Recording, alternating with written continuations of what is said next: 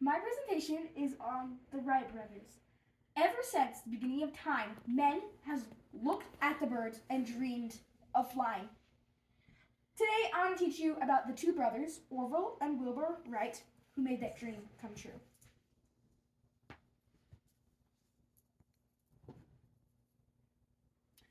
This picture of the two brothers was taken in 1909 at the height of their fame. Wilbur is this one, and Orville is this one, the guy with the mustache. They lived with their father and sister, Catherine, in Ohio. Catherine taught Latin at a nearby high school, and she was 3 years younger than Orville, so she was the youngest in the family, and they were very close.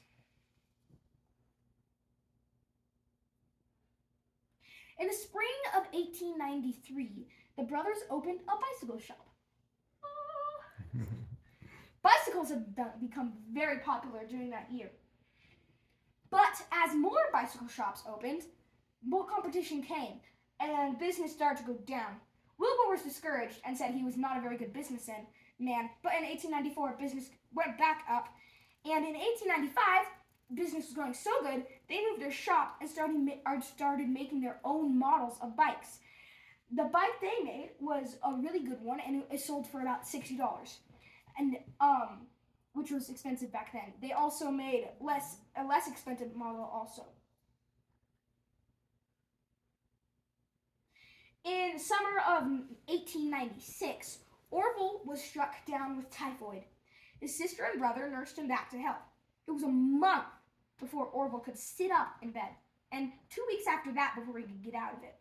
During this time, Wilbur had begun reading about the German glider enthusiast Otto Lilienthal, who had been killed in an accident. Lilienthal had been started gliding as early as 1869, when he made his own designs of gliders and would fly them just for fun. The gliders were basically just big kites that could carry people, and he would run down a hill and jump, and it would carry him. He died in 1896 after crashing and falling a distance more than 50 feet and dying of a broken spine. After reading about Lilienthal, the brothers started reading many books about aeronautics, devouring as much books as they could. Business was going well with the bicycle shop, so well that the brothers moved their shop again in 1897. In 1898, there was a really bad flood that almost destroyed their house. On Tuesday, May 30th, 1899, Wilbur sat down and wrote a letter to the Smithsonian Institution at D.C. In that letter, he wrote that himself and Orville thought that human-controlled flight was possible. Over the past 50 years before this, hundreds of people had tried making motorized flight, but they all crashed, and many of them died during this. Wilbur was making a bold claim that he and Orville could make a motorized plane. For Wilbur and Orville, the dream had taken hold. They were going to fly, but it isn't that easy. They were going to have to make a glider kite first to test out on.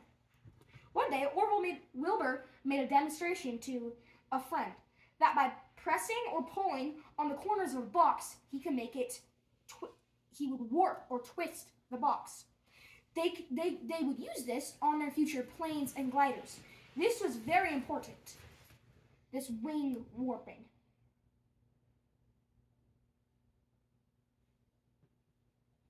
This picture is them testing out a glider. In the summer of 1899, the brothers started working on the glider in the room above the bicycle shop. A flying kite made of bamboo and paper. It was the first of many planes.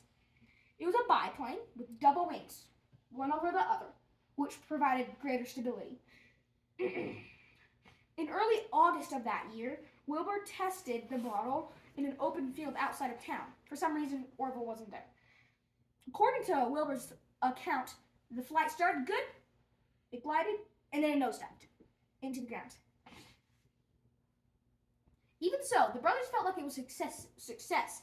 It showed them that the wing warping did help with the balancing and steering, and the time had come to work on a man carrying glider.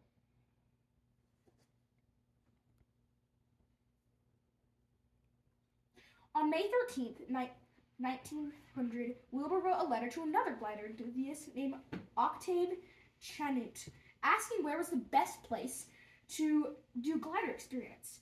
A place without rain or weird weather, and a place with at least 15-mile-an-hour winds, because winds were very important to gliding.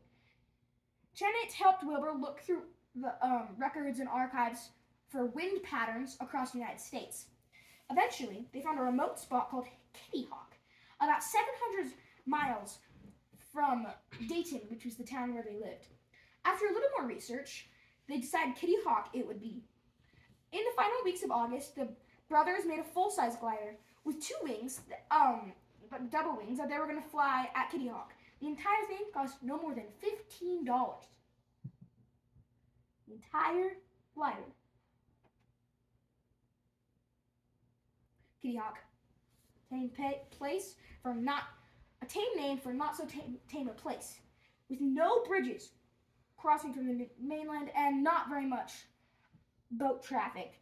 There was nothing more than rock and sand and barely any civilization at all. There's always a wind blowing. Wilbur went to the East Coast and found someone to take the brothers to Kitty Hawk. After a 2 days journey, they reached the island. They immediately started tests on the glider. It would crash and they would fix it, make modifications, then they would try again. Eventually, it worked and it glided with them on it. After the success, the brothers went home. But they wanted something more, so they started working on a motorized plane.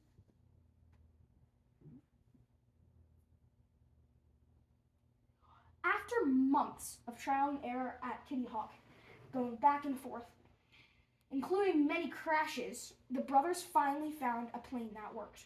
It had two propellers in the front that provide the lift for the wind under the wings. The pilot would lay on his belly and control the steering and wing warping by moving his hips in a harness that was there.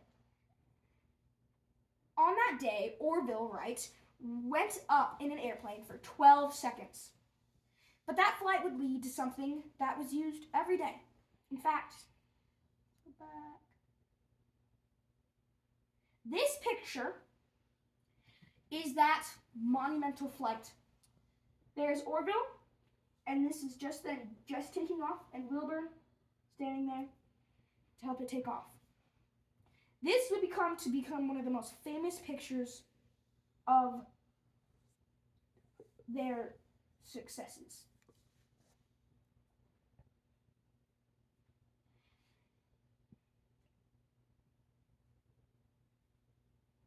The Wright brothers went on to become one of the most influential people ever.